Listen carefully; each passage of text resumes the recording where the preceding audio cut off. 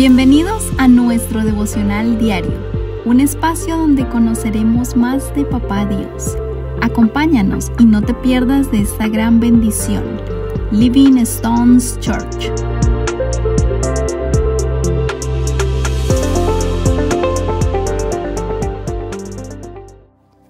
Muy buenos días, familia, bienvenidos en esta mañana a este tiempo devocional. Seguimos estudiando el segundo libro, la segunda carta que Pedro escribe. Hoy entonces vamos a estudiar el capítulo 3, que es el último capítulo de este libro. Pero vamos a leer los primeros versículos del 1 al 13. Y en esta mañana vamos a estar hablando de amando su venida. Y estamos hablando de ¿cuál venida? La segunda venida de Jesucristo. En este pasaje, Pedro empieza a hablarles de una manera muy, muy linda. En la versión del Reina Valera, versículo 1 dice: Amados, esta es la segunda carta que os escribo, y en ambas despierto con exhortación vuestro limpio entendimiento.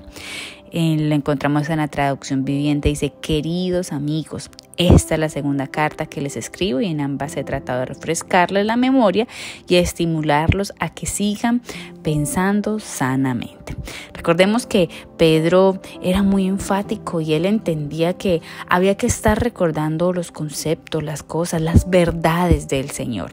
Por eso, no solo en esta oportunidad, sino en varias oportunidades, Él les dice a ellos aquí, les escribo nuevamente que esto no sea cargoso para ustedes, es necesario. Como dice acá, es necesario recordar cosas. Y empieza entonces a hablarles de algo hermoso, algo que tú y yo, como hijos de Dios, debemos amar, debemos anhelar, debemos desear con un corazón sincero. Y es la segunda venida de Jesucristo. El versículo 3 dice: sabiendo primero esto, que en los postreros días vendrán burladores, andando según sus propias concupiscencias, y diciendo: ¿dónde está la promesa de su advenimiento? Porque desde el día en que los padres durmieron, todas las cosas permanecen así, como desde el principio de la creación. Y algo claro es que los burladores de los últimos días dirán que Jesucristo nunca volverá, como lo estaban diciendo acá aquellos.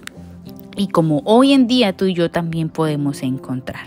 Pero tenemos que entender que, y como Pedro lo empieza a decir acá, él refuta estos argumentos explicando el plan maestro de Dios en el tiempo.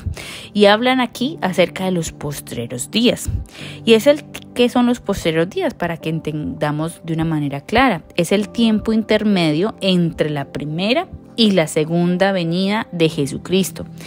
Así entonces, en ese sentido, nosotros como Pedro vivimos, a todos nosotros en aquella época con Pedro, y hoy tú y yo también estamos viviendo en los postreros días, porque ya Cristo vino a la tierra y estamos a espera de su segunda venida. Estamos en ese lugar intermedio. Y en este sentido, nosotros como Pedro vivimos en esos postreros días con un propósito claro, con una misión a cumplir, con la tarea a que Dios nos ha llamado y creer que Él volverá tal como lo prometió. Y sí, Cristo volverá. Así que es algo que tú y yo debemos anhelar. No debemos verlo como el final y entonces todo se va a terminar. No, es un hermoso encuentro que nosotros, los hijos de Dios, tendremos con Él. Quiero que sigamos leyendo el versículo 8 y el 9 dice: Mas, oh amados, no ignoréis esto, que para con el Señor un día es como 1000 años y 1000 años como un día. Claro, porque estamos hablando de una promesa. Cristo dijo: volveré. Pero imagínense que lo dijo desde aquella época y aún no ha ocurrido. Pero el Señor es muy claro cuando nos dice que no debemos ignorar esto, pero también tenemos que entender que un día para el Señor es como 1000 años y 1000 años como un día. En el Salmo 94 también lo encontramos, dice: para ti 1000 años son como un día pasajero, tan breves como unas horas de la noche. Qué lindo este salmo aquí donde nos expresa eso. Así que tenemos que entenderlo.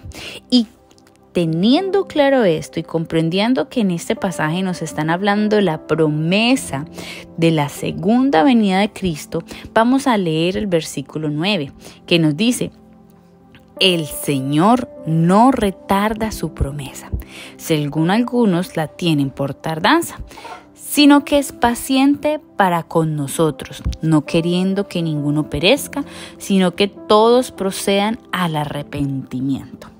Y de pronto yo creo que tú y yo hemos escuchado muchas veces el inicio de este versículo, cuando dice que el Señor no retarda su promesa, según algunos la tienen por tardanza. Y de pronto tú la has citado, de pronto yo en algún momento en mi pasado la cité diciendo Dios va a cumplir las promesas, y hablamos de una generalidad de las promesas de Dios. Pero ojo, familia, no podemos descontextualizar la palabra del Señor. Y Pedro, cuando nos habla de que no hay tardanza en las promesas y que de esta cosa puntual, nos está hablando de cuál promesa, la promesa de la segunda venida de Jesucristo. Dios pudo haber parecido muy lento para estos creyentes cuando afrontaban la persecución cada día y anhelaban ser librados. Claro que sí, imaginémonos y pensemos por un momento estos primeros cristianos seguidores de Jesucristo que estaban siendo perseguidos, que tenían una persecución, y si estaban atrapados, claro, anhelaban ser librados y esperaban con ansia la venida de Jesucristo. Pero familia, Dios no es lento y no actúa, ojo a esto, no actúa de acuerdo con nuestra mediación del tiempo, como lo leíamos ahorita en el Salmo 94. Jesucristo está esperando que más pecadores se arrepientan y se vuelvan a Él. No debemos sentarnos a esperar el regreso de Cristo, sino ¿a qué? Sino vivir con la consigna de que el tiempo es corto y tenemos una tarea importante que realizar. ¿Cuál? Tenemos un llamado, una gran comisión, una tarea que el Señor, que Jesucristo nos dejó. Porque en este mismo versículo 9 dice que Él es paciente para con nosotros, no queriendo que ninguno perezca, sino que todos procedan al arrepentimiento. Por eso no debemos sentarnos tú y yo con los brazos cruzados a esperar el regreso de Cristo, sino que debemos vivir ¿con qué? Con la consigna de que el tiempo es corto, familia. Pensemos en eso. El tiempo es corto, que son 70, 80, 90 años viviendo aquí en la tierra frente a la eternidad. Es nada. Tenemos una tarea importante que realizar. Debemos estar listos para encontrarnos con Cristo. Ojo a esto, en cualquier momento. Mire lo que dice el versículo 10. Pero el día del Señor vendrá como ladrón en la noche, en el cual los cielos pasarán con grandes estruendos y los elementos ardientes serán desechados y la tierra y las obras que en ella hay serán quemadas. Puesto que todas estas cosas han de ser deshechas, ¿cómo no debéis vosotros andar en santa y piadosa manera de vivir? Entonces, va a llegar de repente. Tenemos que estar listos para encontrarnos con Cristo en cualquier momento. Sin embargo, aunque llegará en cualquier momento, debemos vivir como entendiendo que los tiempos pueden ser cortos. Debemos planificar cada paso que damos y debemos vivir cada año conforme a la voluntad del Señor, planeando, pero no planeando nuestros sueños y queremos esto y quiero lo otro y quiero lograr eso. No, claro que sí, no quiere decir que no pensemos y no planeemos, pero que nuestra mirada, que nuestro estandarte, nuestro objetivo siempre sea el de el Señor. Así que familia, si la segunda venida de Cristo será sorpresiva y terrible para quienes no creen en Él, como leíamos ahora, debemos tener claro y debemos estar preparados. Si estamos limpios en lo moral y vigilantes en lo espiritual, no nos va a tomar por sorpresa, o por lo menos no nos va a tomar mal, sino que estaremos preparados y estaremos de la manera apropiada delante de la presencia del Señor. Así que tengamos esto muy en cuenta y tengamos conciencia de que la tierra sí sufrirá, estará envuelta en llamas. Deberíamos entonces poner, familia, nuestra confianza en lo que es permanente y eterno. No nos atemos a lo terrenal y mucho menos a sus tesoros y a todas aquellas cosas seculares que van a ser temporales. Así que hoy yo quiero que para finalizar nos hagamos una pregunta. ¿Empleamos nuestro tiempo en acumular bienes materiales o en esforzarnos por cultivar el carácter de Cristo? Así que hagámonos esta pregunta en la presencia del Señor y pidámosle a Él que nuestra mirada esté siempre en lo eterno. Vamos a orar. Señor, gracias te damos en este día por tu palabra, Dios. Gracias porque sigues hablando en nuestros corazones. Y hoy te decimos, Señor, queremos anhelar, amar tu venida, Cristo.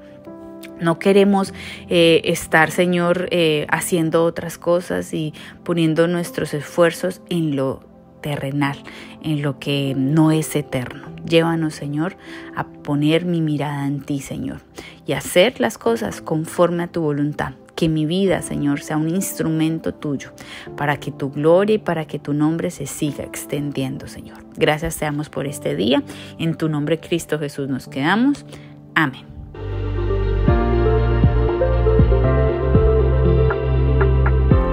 Gracias por acompañarnos en este día.